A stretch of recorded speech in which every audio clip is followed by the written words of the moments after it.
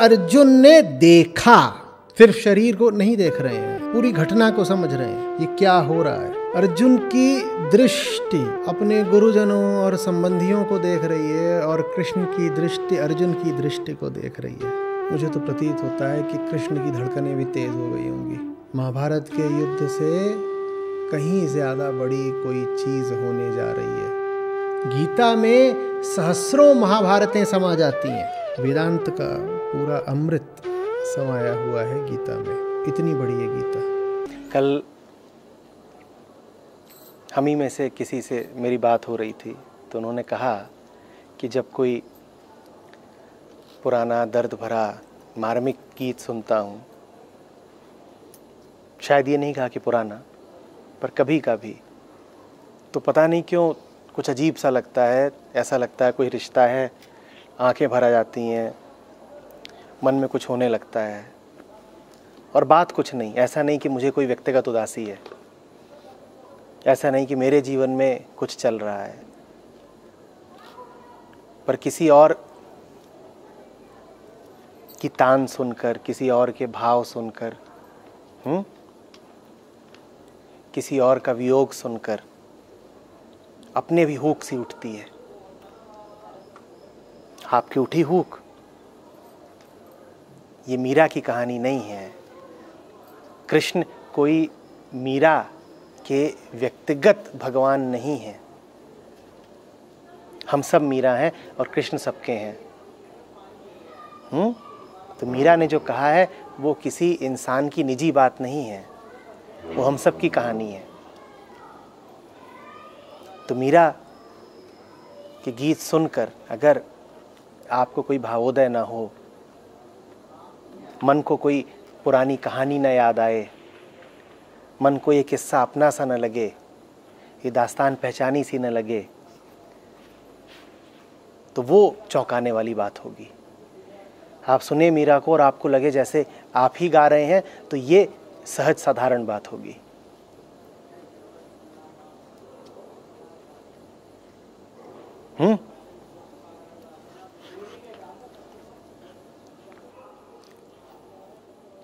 एक बात साफ साफ समझ लीजिएगा,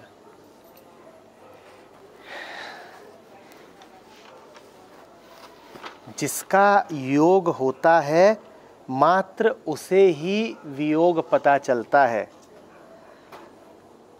वियोगी वो नहीं जो वियोग के गीत गा रहा है, वियोगी वो जिसे वियोग की प्रतीति ही नहीं हो रही है।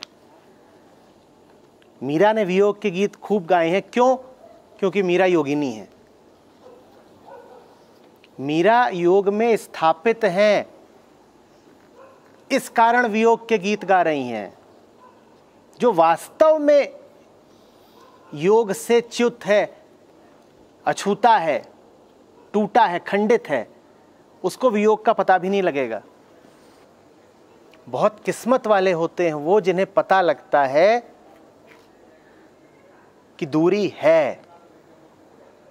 अधिकांश मामलों में तो दूरी इतनी ज्यादा होती है कि हमें पता भी नहीं लगता कि हम दूर हैं।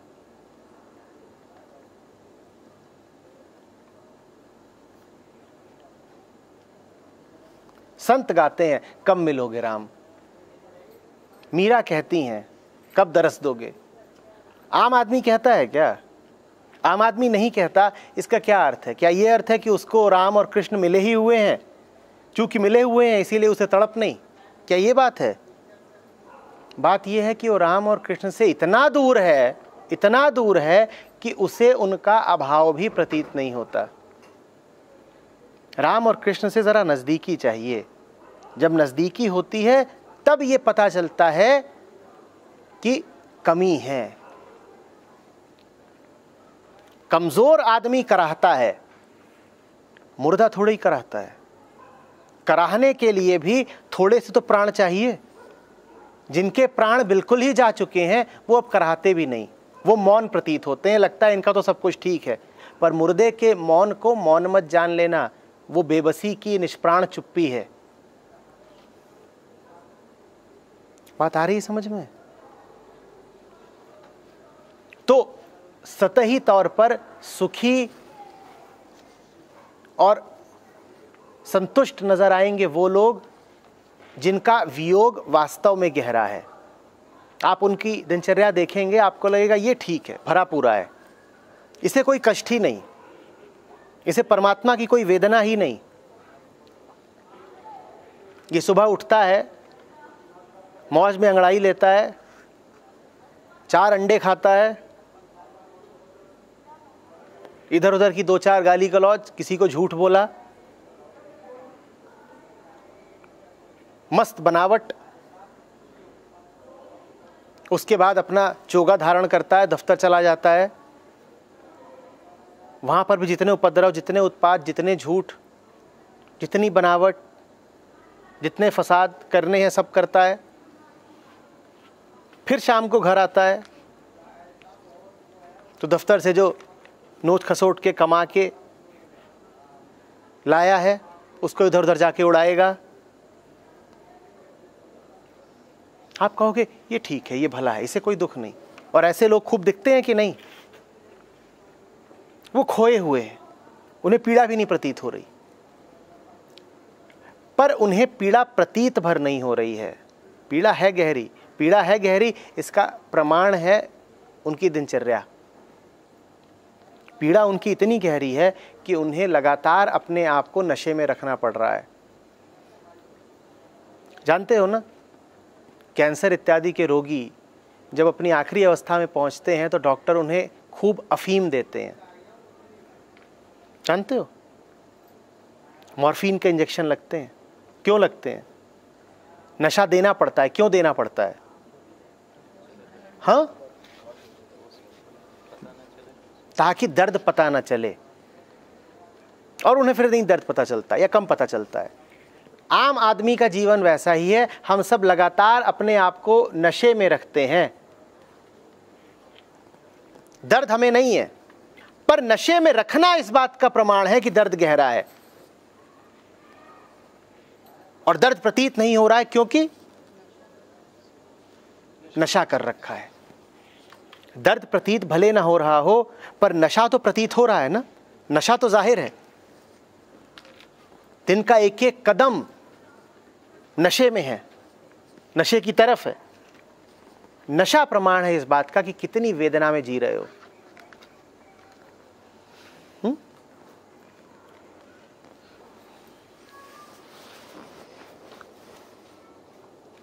सतही शांति को शांति मत समझ लीजिएगा।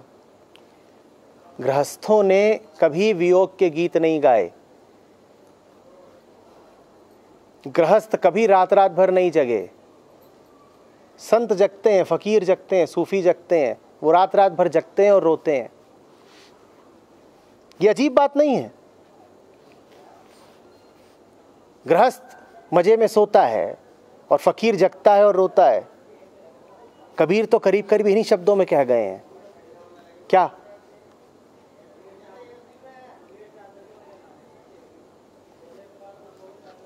सुखिया सब संसार है, खावे और सोए। और दुखिया दास कबीर है, जागे और रोए। संसार सुखी प्रतीत होता है, उसको सुखी मान मत लेना। वास्तव में बड़ा भ्रम और बड़ा उपद्रव, बड़ा अनर्थ हुआ है इसी कारण, क्योंकि तुम्हें संसार सुखी प्रतीत होता है। तुम संसार को ही आदर्श बना के उसका अनुकरण करने लग जाते हो। तुम कहते हो देखो उसको जा रहा है बड़ी गाड़ी में और बड़ा भवन है उसका और खूब पैसे हैं, कितना सुखी है। और फिर तुम उसे आदर्श बना के कहते हो मुझे भी ऐसा ही जीवन जीना है। और तुम देखते हो किसी फकीर को, किसी कबीर को, और देखते हो उसकी बदहाली को, देखते हो उसके फटे वस्त्रों को और कहते हो ऐसा जीवन हमें नहीं जीना। हम इन दोनों की तुलना कर रहे हैं तो जाहिर हो जा रहा है कि ये व्यक्ति जो बड़ी गाड़ी में चलता है, ऊंचे महल में रहता है, ये सुखी है। ये क्यों सुखी है? क्योंकि इसके जीवन में परमात्मा जैसी कोई वस्तु नहीं। और कबीर दुखी है, संत दुखी है, क्योंकि उसकी जीवन में परमात्मा ही परमात्मा है। निष्कर्ष तुम ये निकालते हो कि जो परमात्मा के साथ जाएगा वो दुखी रहेगा। और सुखी रहने का तरीका है संसारी हो जाना, सत्य को भुला देना। जमाना आज सत्य को भुलाए बैठा है, तो उसकी वजह यही तुलना, यही भ्रम है। बोलो हाँ कि ना। तुम्हें दिखते हैं कि नहीं सड़कों में, शहरों में हजारों ऐसे लोग जिनका सत्य से कोई लेना देना नहीं, लेकिन वो हट्टे कट्टे, हष्ट पुष्ट और सुखी नजर आते हैं, और उनमें विश्वास बहुत है, उनमें अकड़ भी पूरी है, उन्हें यकीन पूरा है कि हम जो कर रहे हैं बिल्कुल ठीक है, और उन्हें उनके यकीन की कोई सजा मिलती नहीं दिखती। शास्त्र तुम्हें बताते हैं कि जो परमात्मा से दूर होगा वो नरक में सड़ेगा। वो किसी नरक में सड़ते दिखाई नहीं देते, तो तुम कहते हो शास्त्र झूठ ही बोलते होंगे, वेदों उपनिषदों ने जो बताया वो भ्रम होगा। क्योंकि ये लोग तो हर प्रकार के कुकर्म करते हैं, हर प्रकार के पाप में आकंठ डूबे हैं, तब भी हम नहीं देखते कि इन्हें कोई सजा मिल रही है। बोलो हाँ कि ना। और चूंकि कोई सजा उन्हें मिलती दिखती नहीं, तो तुम कहते हो इनका मार्ग हमारे लिए भी ठीक है, तुम उन्हीं के पीछे पीछे चल देते हो। बोलो हाँ कि ना। शास्त्र तो बताते हैं, कबीर तो बताते हैं कि साधु घर आए तो पलक पावड़े बिछा दो, और लोग हैं ऐसे कि साधु अगर घर आए तो वो घुस जाते हैं शयन कक्ष में और कमरा बंद करके सो जाएंगे। कबीर की सुनो तो ऐसे लोगों को तो नरक का भागी बनना चाहिए, पर तुम देखते नहीं कि उन्हें नरक मिलता है, तो तुम कहते हो ठीक है, जब इन्हें नरक नहीं मिला तो पक्का हो गया कि कबीर झूठे थे। उन्हें नरक मिल रहा है, और उसका प्रमाण ये है कि वो साधु का सामना नहीं कर सकते।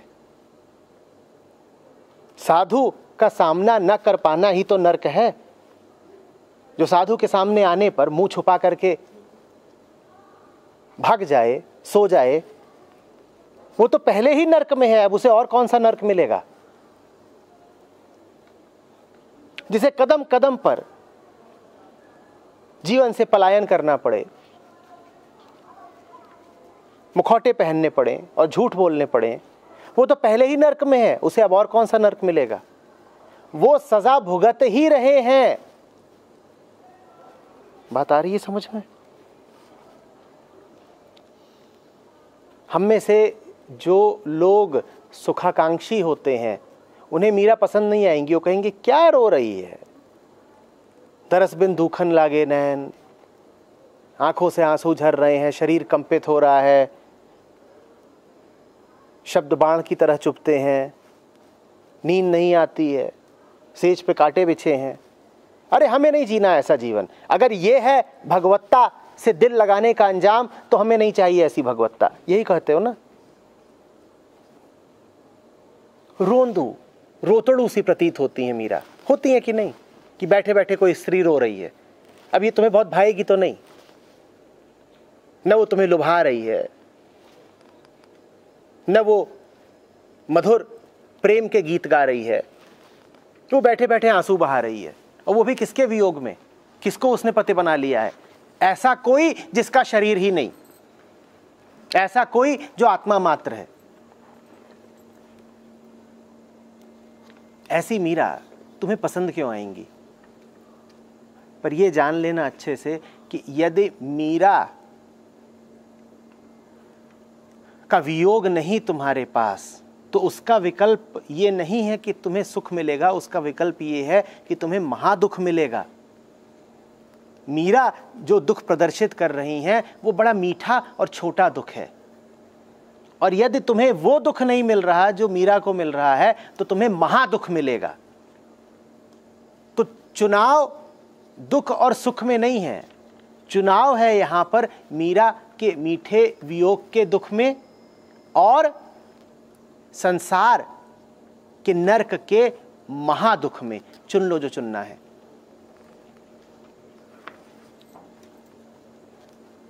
भाई बात सीधी है। मीरा का ये गीत हो और इसके बगल में, इसके समानांतर कोई उत्तेजनापूर्ण, रसपूर्ण, कामुकतापूर्ण गीत रख दिया जाए, जिसमें से प्रसन्नता की लहरें उठती हों, जिसमें से आशा की सुगंध उठती हो, जिसमें तुम्हारे लिए हसीन स्वप्न हो, तो सच सच कहना, कौन से गीत पर उंगली रखोगे? बोलो। एक तरफ मीरा के आंसू हैं,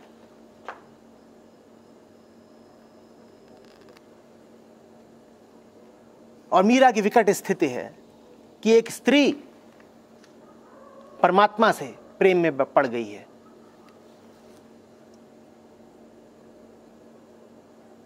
कैसी अजीब विकट हालत। और दूसरी तरफ कोई गीत हो जो तुम्हें सफलता के, समृद्धि के, देह के सुख के स्वप्न दिखाता हो, तो जाहिर सी बात है कौन सा गीत चुनोगे तुम? कहो कौन सा गीत चुनोगे? गलत चुनोगे। जोर दे के कह रहा हूं, गलत चुनोगे। मीरा के दुख में आनंद है, और जो सुख तुम चुनोगे उस सुख में अनंत पीड़ा की ज्वाला है। दिखावे पर मत जाना, अपनी अकल लगाना।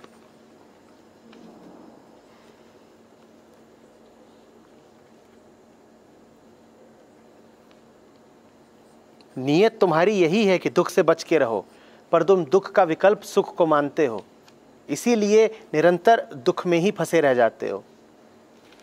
जिन्हें दुख से बचना हो, उन्हें दुख से हटकर सुख की ओर नहीं भागना होता, उन्हें योग की ओर जाना होता है।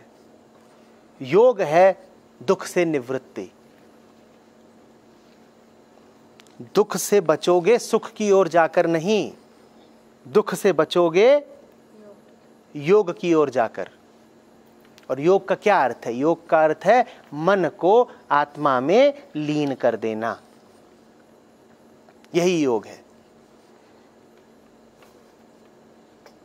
मन पर अगर दुख छा रहा हो तो उसका उपचार ये नहीं है कि जाके किसी उत्सव में शरीक हो गए, या बाजार जाकर कुछ चीजें खरीद लाए, या कोई फिल्म इत्यादि देख ली, या मनोरंजन का कोई और साधन ढूंढ लिया। दुख जब जीवन पर छा जाए तो उसका एक ही इलाज है, सत्य। लेकिन हालत तुम्हारी कुछ ऐसी रहती है कि दुख तुम पर जितना छाता है, तुम सत्य से और उतना ही दूर भागते हो। कह गए होंगे कबीर कि दुख में सुमिरन सब करें। तुम दुख में भी नहीं सुमिरन करते। तुम दुख में सुमिरन करते भी हो तो जानते हो किसको? सत्य को नहीं, सुख को। तुम्हारा दुख जितना गहराता है, तुम उतना ज्यादा सुख का सुमिरन करते हो। या हा वो भी क्या दिन थे, और आहा वो भी क्या दिन होंगे जब ये दुख छट जाएगा। सत्य का कहां तुम सुमिरन करते हो?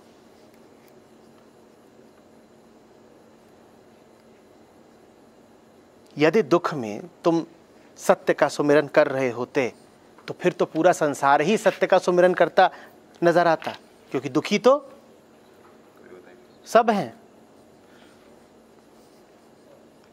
पर हम तो ऐसे निर्लज्ज हैं, इतनी मोटी खाल है कि जितना हमारा दुख गहराता है उतना ही हमारा अंधेरा गहराता है। दुख हमारे लिए रोशनी लेकर नहीं आता, दुख हमें और अंधियारा कर जाता है।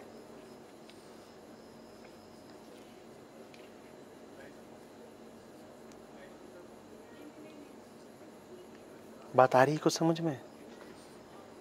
मीरा के वियोग को आनंद का प्रस्फुटन जानना।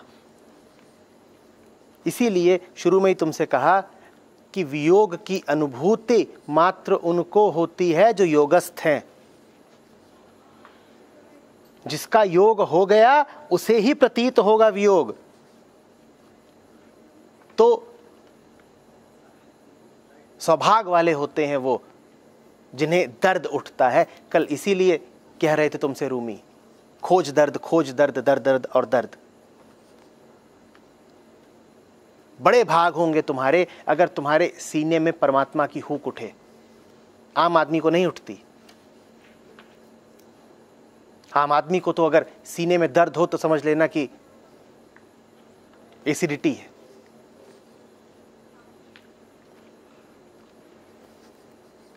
कोई सीने पे हाथ रख के घूमता हो और आहा हा हा करता हो तो उसको राम की नहीं याद आ रही है, कल ज्यादा अदर के खा लिया था, ये हुआ है बस।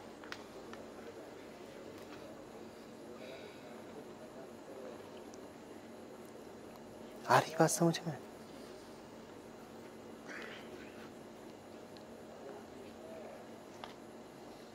बड़ी किस्मत वाले होते हैं वो जिनकी आंखों से राम के नाम के आंसू निकलते हैं। रोते तो तुम खूब हो, पर तुम्हारी आंखों से एक आंसू राम के नाम का नहीं झरता, और हर चीज के लिए झर जाएगा। खाल में खरोंच आ जाए उसके लिए रो बैठोगे, कोई दो चुभते शब्द बोल जाए उस पर भी रो बैठोगे। रोने में कोई कमी नहीं है।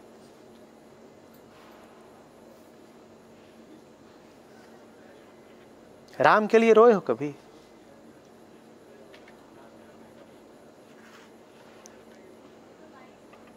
तो बड़भागी होते हैं वो जो राम के लिए रोते हैं। राम के नाम पर तो हमारा दिल और आंखें सब सूख जाते हैं।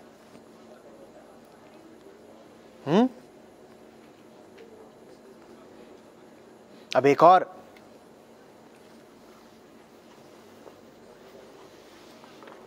अंदर की बात जान लो। जो राम के नाम पे रो लिया उसे अब और किसी नाम पर रोने की जरूरत नहीं पड़ेगी। और अगर तुम पाते हो कि जिंदगी तुमको 1000 नाम ले लेके रुलाती है, 1000 तरीकों से, 1000 माध्यमों से, 1000 जगहों पर, 1000 कारणों से, तो जान लेना कि तुम उस एक के नाम पर नहीं रोए जिसके नाम पर तुम्हें फूट फूट के रो लेना चाहिए था। उसके नाम पे रो लिए होते तो बाकी जगहों पर न रोना पड़ता।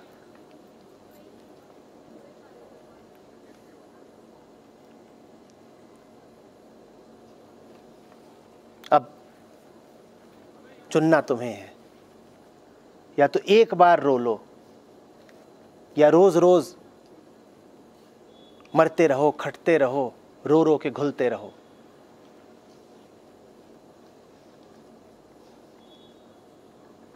देख लो बुद्धिमानी कहां पर है।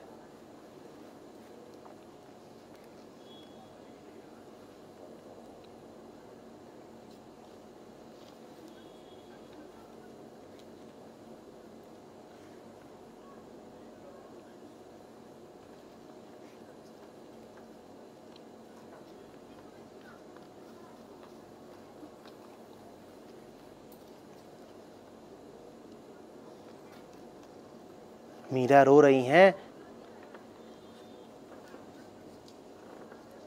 पर मीरा का अंतर्मन मुस्कुरा रहा है, और हम हंसते हैं और भीतर ही भीतर बिलख बिलख के रोते हैं। बताओ भला कौन हुआ? बताओ बेहतर कौन हुआ?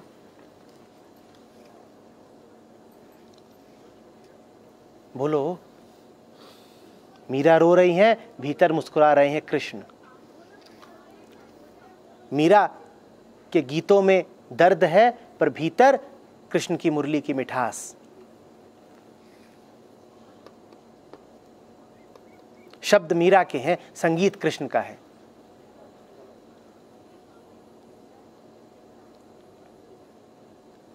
और हमारे पास बाहर बाहर मिठास है और भीतर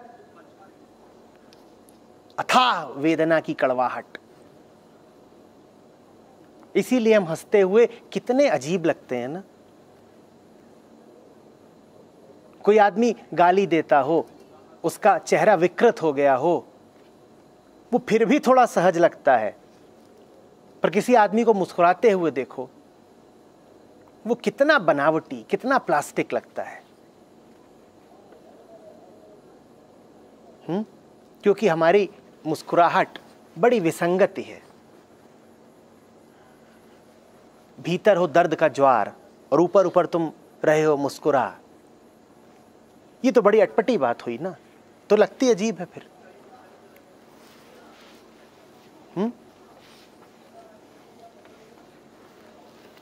ऐसी हालत हो गई आदमी की आज।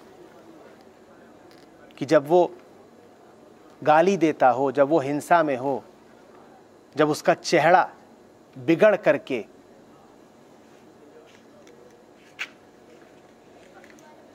डरावना हो गया हो,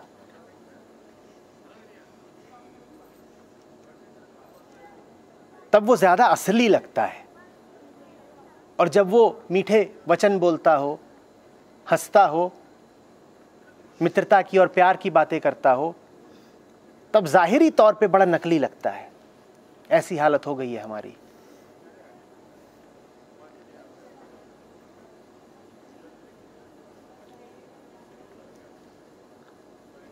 विकृति हमारी प्रकृति बन गई है।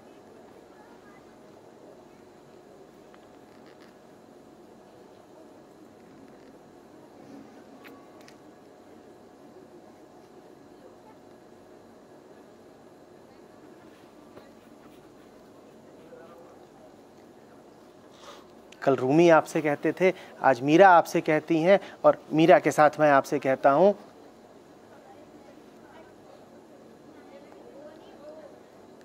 इस दर्द को अपने में उतर जाने दीजिए, रो लीजिए। आप किससे छुपा रहे हैं? अपने आप को ही बना रहे हैं। आप किसको दिखा रहे हैं कि आप हंस रहे हैं? आप किसको दिखा रहे हैं कि जीवन में बड़ी प्रसन्नता है, आह्लाद है? जो है हालत आपकी, उसको खुलेआम बयान कर दीजिए।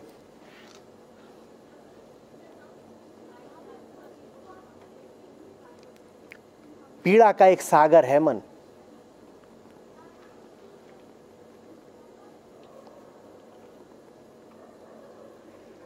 इसीलिए उसको नाम दिया गया है भव सागर।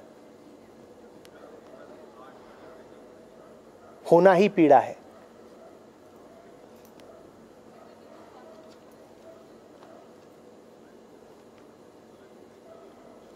ये कोई संयोग नहीं है कि सत्य के संपर्क में आते ही आंखों से आंसू झरने लगते हैं।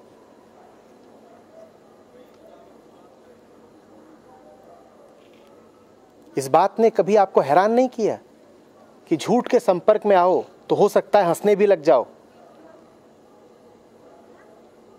पर सत्य जो ही सामने आता है आंखें बेवजह नम हो जाती हैं? ये होता नहीं है। इसीलिए होता है क्योंकि सत्य जब भी सामने आएगा आपके अंदर की पीड़ा के ऊपर का आवरण हटाएगा। वो सत्य है ना, आवरण झूठ होता है। सत्य का काम ही है तथ्य को खोल कर रख देना, हकीकत को उजागर कर देना। और हकीकत यह है कि हमारे भीतर पीड़ा लहरा रही है। इसीलिए आंसू, इसीलिए आंखें छलछला जाती हैं।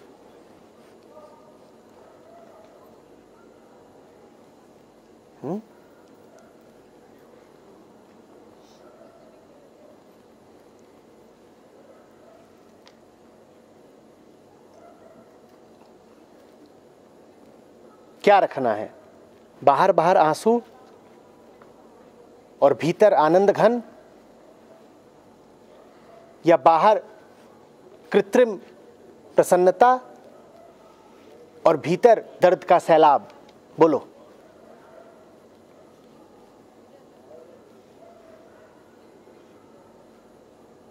बोलो।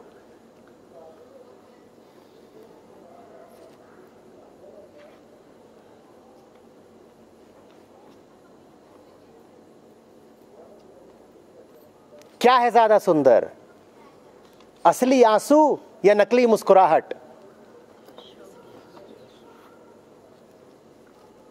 चुन लो, और जो चुनो फिर उस पर अडिग रहना।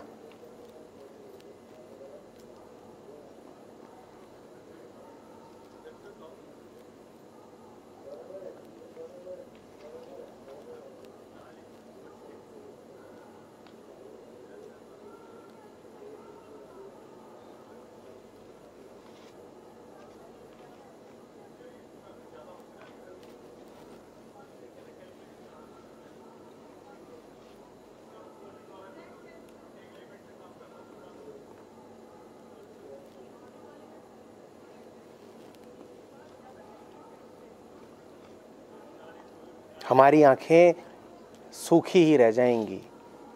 इतने बड़भागी हम नहीं कि मीरा सामने हो तब भी रो पाएं।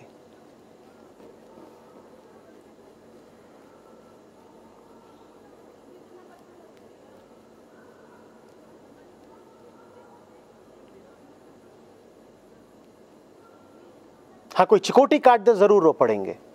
हुई मां,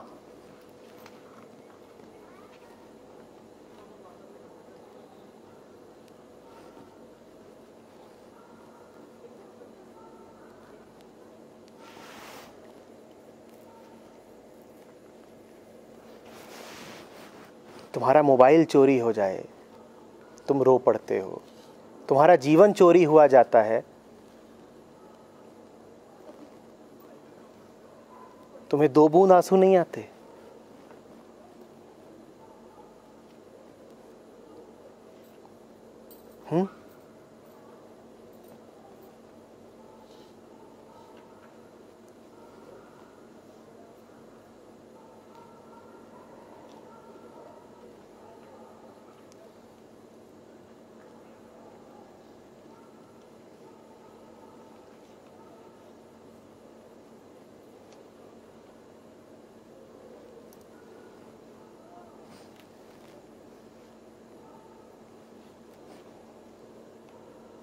खुशी की फसल है और हंसी का हंसिया काटो काटो काटो।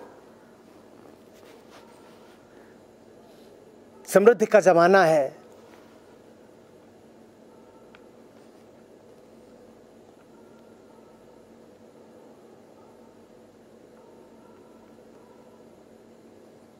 जवानी है, जाम है, पैमाना है। अरे काटो काटो काटो, हंसी खुशी हंसी खुशी।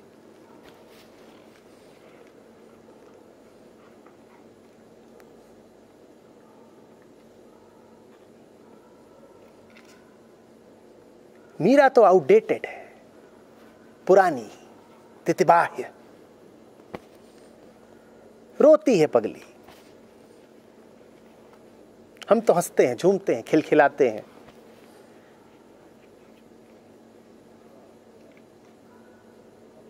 और जब भीड़ छट जाए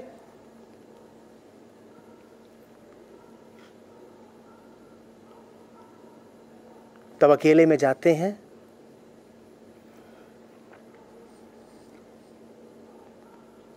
और गंधाते हैं।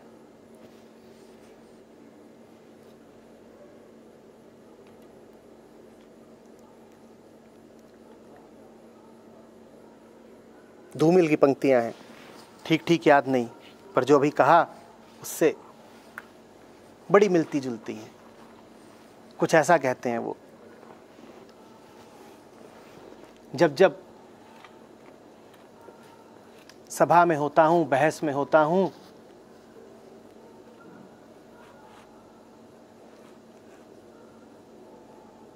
रह रह कर चहकता हूं,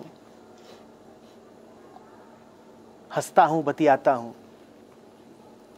पर फिर अपने कमरे के निर्जन एकांत में जाकर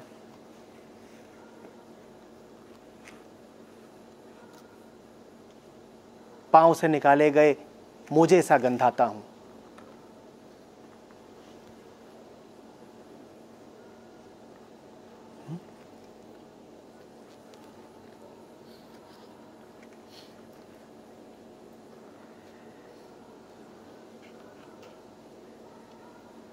उत्सव के बाद की, श्रृंगार के बाद की शक्ल देखी है अपनी।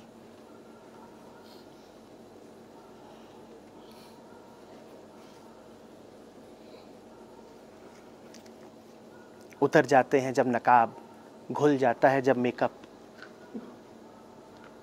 कैसे लगते हो?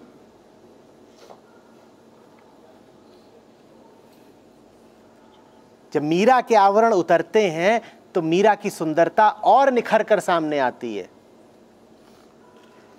और जब हमारे आवरण और आभूषण उतरते हैं तो हमारी कुरूपता और विभत्स रूप में सामने आती है। ये अंतर है हम में और मीरा में।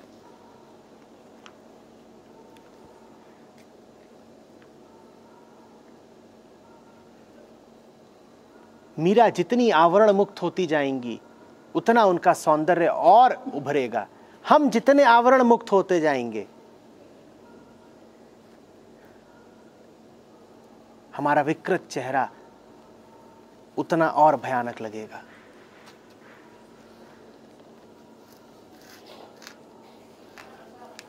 कहिए हम भले की मीरा।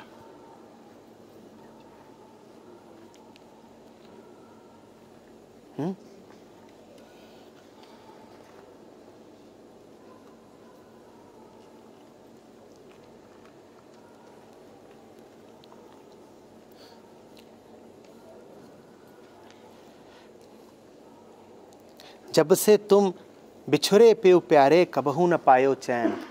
उन्हें ये तो एहसास है ना कि पिया मिल भी सकते हैं, और कोई पल ऐसा था जब पिया बिछड़े हुए नहीं थे।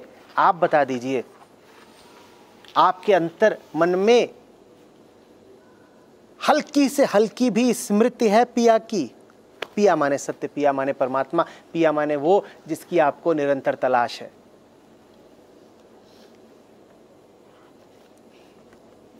बिछुड़ने की बात तो वो करे ना जिसको कभी पिया का साथ मिला हो, जो कभी सधवा हुई हो, उसको पति का वियोग सताए। जो जन्मजात विधवा हो उसको पति के साहचर्य का पता क्या। हमारी हालत है जन्मजात विधवाओं जैसी, तो हमें पति का दुख, पति का वियोग कुछ पता भी नहीं चलता। पति माने कोई पुरुष इत्यादि नहीं, पति माने परमात्मा, पति माने सत्य।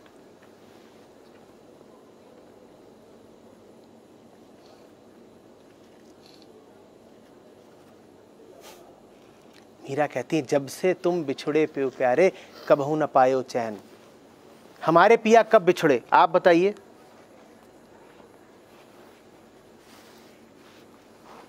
जानते हो पिया बिछुड़ते कैसे हैं? जब जिंदगी में बहुत सारे नकली पिया आ जाते हैं। जितनी तुम्हारी जिंदगी नकली स्वामियों से, नकली मित्रों से, नकली सहचरों से, नकली पतियों से भरी हुई रहेगी, उतना ज्यादा तुम्हारी जिंदगी में अवकाश, स्थान कम रहेगा असली पति के लिए। नकली पति माने क्या? जो भी तुम पर नियंत्रण कर ले, तुम्हारा स्वामी बन जाए, वही तुम्हारा पति। पति का अर्थ ही होता है नियंत्रण करता, स्वामी। तुम देख लो कितने तुम्हारे स्वामी हैं। बाजार से चली जा रही हो, कोई दिख गई दुकान रंग बिरंगी भड़कीली, वही नहीं तुम्हारी स्वामी हो जाती? बोलो हो जाती है कि नहीं? कहो हो जाती है कि नहीं? बाजार में गाड़ी का एक नया मॉडल आया, वही नहीं तुम्हारा पति हो जाता? जो कुछ भी तुम्हारे मानस को आच्छादित कर दे वो तुम्हारा पति हो गया। जो भी तुम पर कब्जा कर ले वही तुम्हारा पति हो गया। कोई विचार तुम्हारे मन में चल रहा है यदि, तो वो क्या हो गया? पति तुम्हारा। और बताओ तुम्हारे मन में विचार नहीं उमड़ते घुमड़ते रहते तो कितने तो पति हैं तुम्हारे। कबीर इसीलिए तो बार बार सती की बात करते हैं।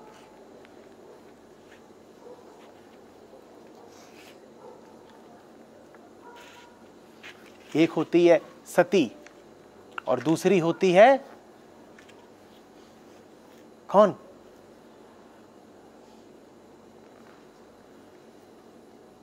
व्यभिचारिणी। व्यभिचारिणी कौन? जिसके 1000 पति हैं। 1000 पतियों का मतलब समझते हो क्या है? 1000 पतियों का ये नहीं मतलब है कि तुम 1000 पुरुषों की संगत कर रहे हो। 1000 पतियों का मतलब है कि तुम्हारे मन में 1000 ऐसे विषय हैं जो तुम पर कब्जा किए बैठे हैं। मेरी प्रोन्नति कब होगी? मेरा घर कब बनेगा? मेरी नई नौकरी कब लगेगी?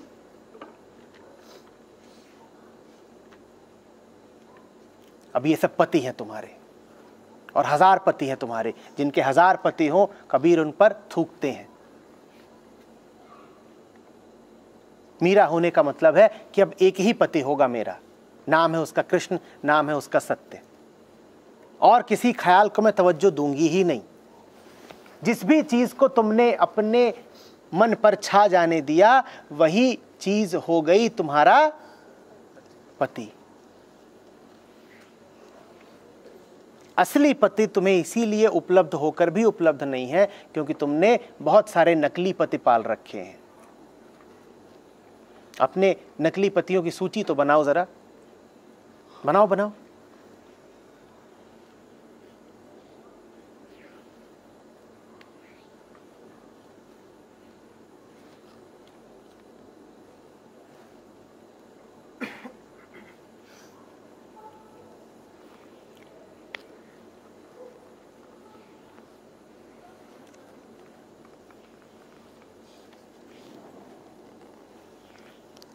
सबद सुनत मेरी छतियां कांपे, मीठे लागे बैन।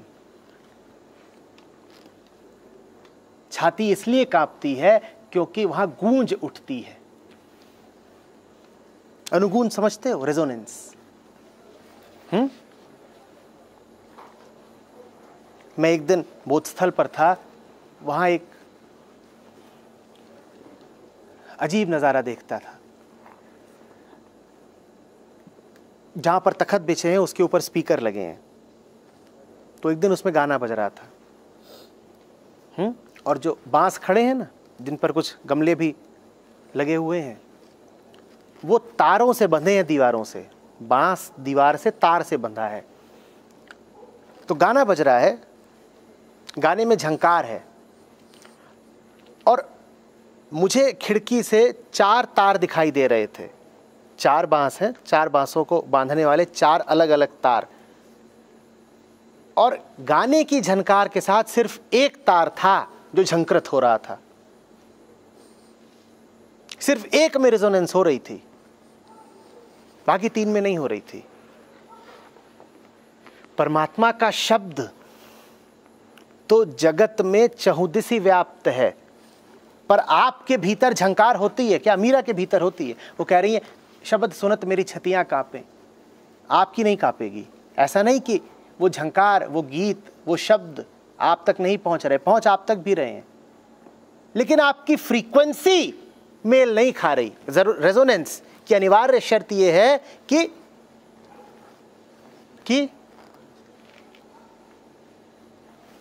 कुछ साम्य होना चाहिए आप में और उसमें। फिर उसकी आवाज जब आएगी तो आप भी कांपने लग जाओगे। वैसे ही जैसे रेडियो का आप चैनल सेट करते हो, प्रसारण तो निरंतर आ ही रहा होता है, तरंगें तो निरंतर आ ही रही होती हैं, पर जैसे ही सुई से सुई मिलती है, जैसे ही वो मिलाप होता है, वैसे ही गीत बज उठता है, अन्यथा गीत नहीं बजता। तो परमात्मा की आवाज तो लगातार आ ही रही है, पर आप कहीं और हैं, इसीलिए मेल नहीं बैठता, सुई से सुई मिलती नहीं, छाती इसीलिए कांपती नहीं। अन्यथा तो ये दीवार और क्या है? ये परमात्मा का चेहरा है। ये हवा और क्या है? ये परमात्मा की सांस है। ये पेड़, ये पक्षी और क्या है? ये परमात्मा के पैगंबर हैं। हर कोई आपसे एक ही कहानी बयान कर रहा है, आप सुन कहाँ पाते हैं? सुन नहीं पाते तो आपका मन कांप उठे, आपका अंतर जगत कंपित हो उठे, इसकी कोई संभावना ही नहीं। कोई आ करके आपको सुंदर से सुंदर, मार्मिक से मार्मिक कहानी सुनाता हो, पर वो आपको सुनाई ही ना देती हो, तो उसका आप पर प्रभाव क्या पड़ेगा? हम कहीं और हैं, तो जो हमसे कहा जा रहा है वो हमें सुनाई ही नहीं देता। मैं भी अभी आपसे बोल रहा हूं, पक्का है मुझे हमें से कईयों को सुनाई नहीं दे रहा। शब्द कान पर तो पड़ रहे हैं, हृदय तक नहीं पहुंच रहे। जब पहुंच ही नहीं रहे तो हृदय कांपेगा कैसे? मीरा का हृदय कांपता है। शब्द सुनत मेरी छतियां कांपे, मीठे लागे बैन।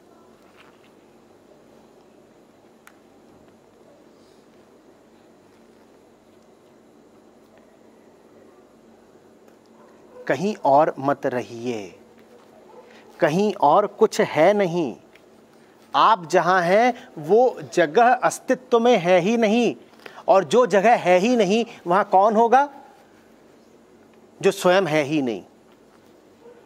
आप यदि कहें कि आप एक ऐसी जगह पर बैठे हुए हैं जो है ही नहीं, तो इसका मतलब आप कौन हैं? आप भी फिर हैं ही नहीं। और हम में से अधिकांश लोग ऐसी ही जगहों पर होते हैं निरंतर जो हैं ही नहीं। कृपया वापस आ जाएं। वापस आ जाने को ही कहते हैं योग। योग और कुछ नहीं है, घर वापसी जैसी चीज है। कोई खो गया था, वो वापस आ गया।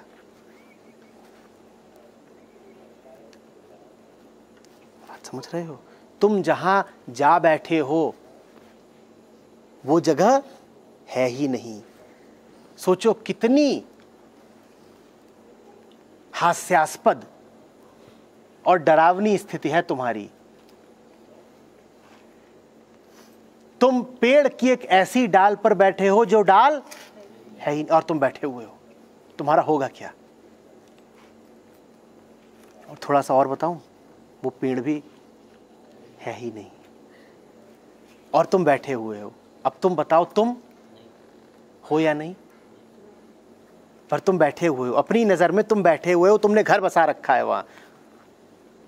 उस डाल को तुम घर कहते हो, उस पेड़ को तुम दफ्तर कहते हो। वहां तुम बैठे हुए हो और तुम्हें बड़ा भरोसा है। तुम उसके दम पर जीवन काटना चाहते हो। तुम कहते हो इन्हीं का तो आसरा है, और ये जो सब पत्तियां हैं ये मेरे स्वजन परिजन परिवार वाले, वो सब हैं ही नहीं। और तुम उनके मत्थे भवसागर पार करोगे। बढ़िया।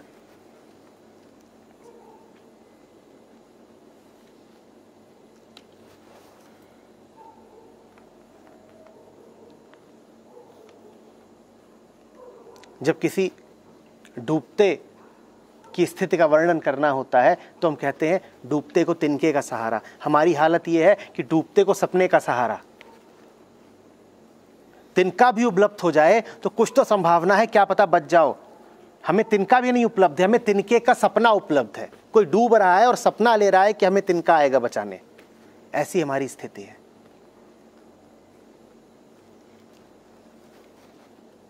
और जहां से सहारा मिल सकता है उसको हम ढकियाते हैं, उसको टालते रहते हैं। अरे नहीं, आज नहीं, कल देखेंगे। जिसको तुम कल के लिए टाल रहे हो वो तो कल भी रहेगा और परसों भी और समय के अंत तक। पर यह बता दो, कल तुम रहोगे?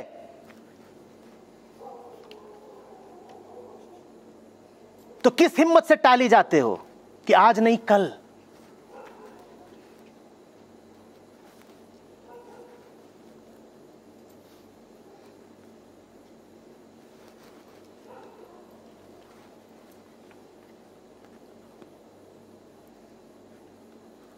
कल तक तुम रहोगे तो ये टाल मटोल का खेल क्या है?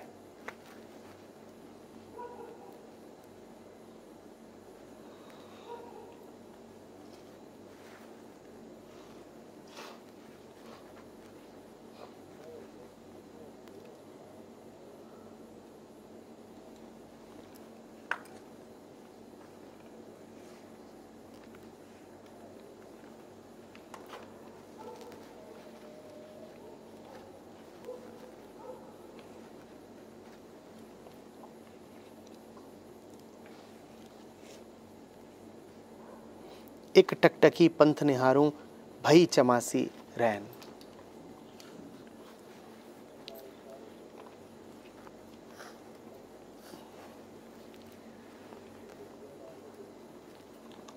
एक पल 6 मास जैसा हो गया, एक रात 6 मास जैसी हो गई, इंतजार करते करते।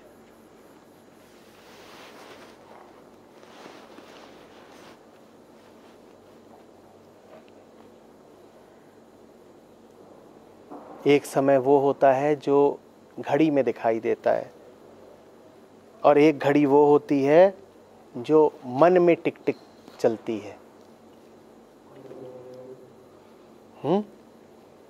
हमारे लिए ज्यादा प्रासंगिक आंतरिक घड़ी होती है। बाहर जो घड़ी है वो बहुत महत्व की नहीं है।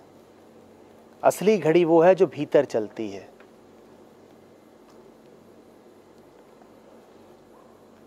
आपका जो क्षण आनंद का होता है वो ठहर जाता है।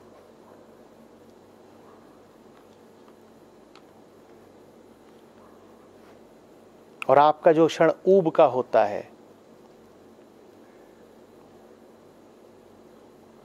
वो खिंच जाता है। कष्ट का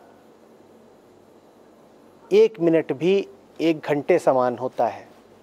बाहर की घड़ी को देखोगे तो दिखाई देगा 1 मिनट, और भीतर से पूछोगे तो कहेगा घंटों बीत गए। बात आ रही समझ में? समय का पता ही तब चलता है जब आप कष्ट में हो।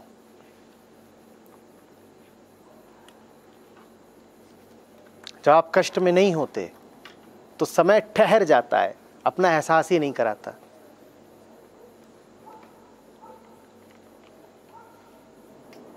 अब आप बताइए अपने जीवन को देखकर और संसार को देखकर, संसार के लिए समय बड़ी बात है कि नहीं है?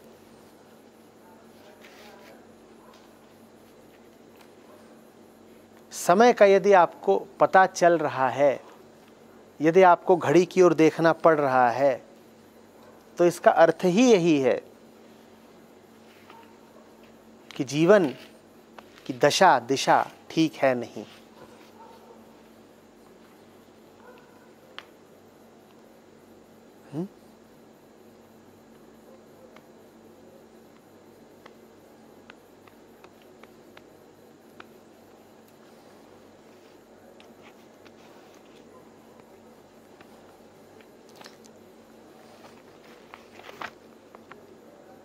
बिरह बिथा कासूं कहूँ सजनी, बह गई करवत ऐन।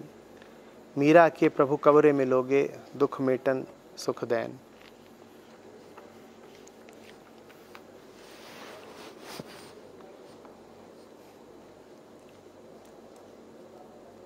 फिर वही मजाक दोहरा रही हैं मीरा। प्रभु मिले हैं तभी तो प्रभु से शिकायत कर रही हैं। मिले हुए प्रभु से कह रही हैं कि कब्रे मिलोगे। अगर तुम किसी से शिकायत कर पाते हो तो ये साक्ष्य है इस बात का कि तुम्हारा उससे कुछ संबंध है, तुम्हारी उससे कुछ नज़दीकी है। हम तो शिकायत भी ना कर पाए।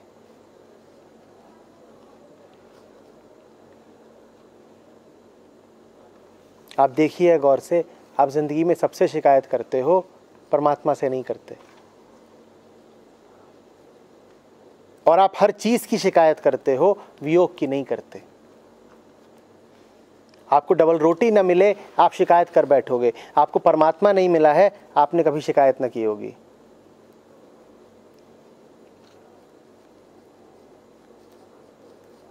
बाएं पांव की चप्पल न मिले दुनिया सर पे उठा लोगे। कभी कहा है सत्य नहीं मिल रहा, सुबह से ढूंढ रहे हैं, इसीलिए मन बड़ा खिन्न है। सत्य की औकात बाएं पांव की चप्पल जितनी भी नहीं।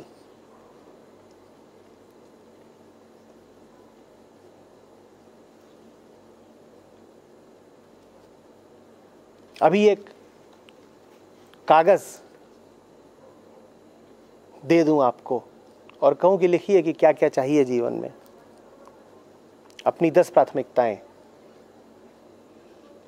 उसमें पहले बाएं पांव की चप्पल लिख दोगे, फिर दाएं पांव की चप्पल लिख दोगे, फिर नया टूथब्रश लिख दोगे, फिर सोने का जांघिया लिख दोगे,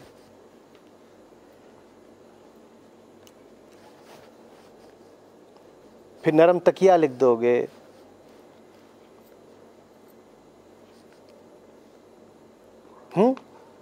फिर मुलायम गुलाब जामुन लिख दोगे,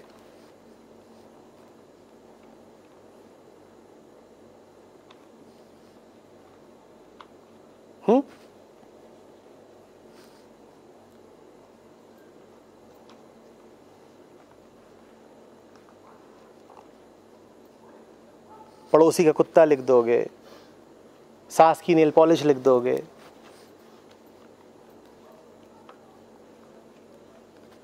सत्य लिखोगे, कृष्ण लिखोगे, लिखोगे।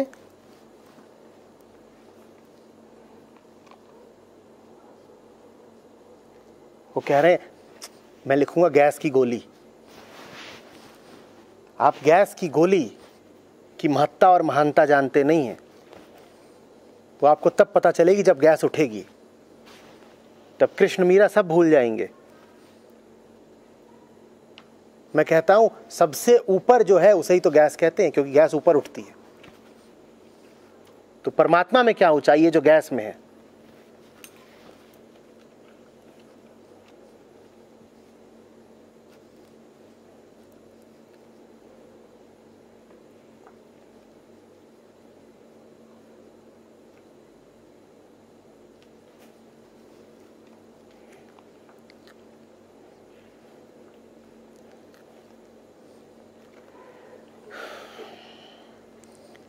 एक घंटा फेसबुक के बिना चला जाए तो पगला जाते हो, और पूरा एक जन्म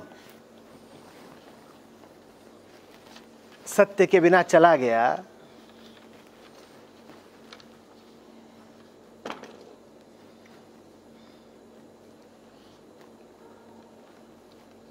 तुम्हें कुछ नहीं हुआ।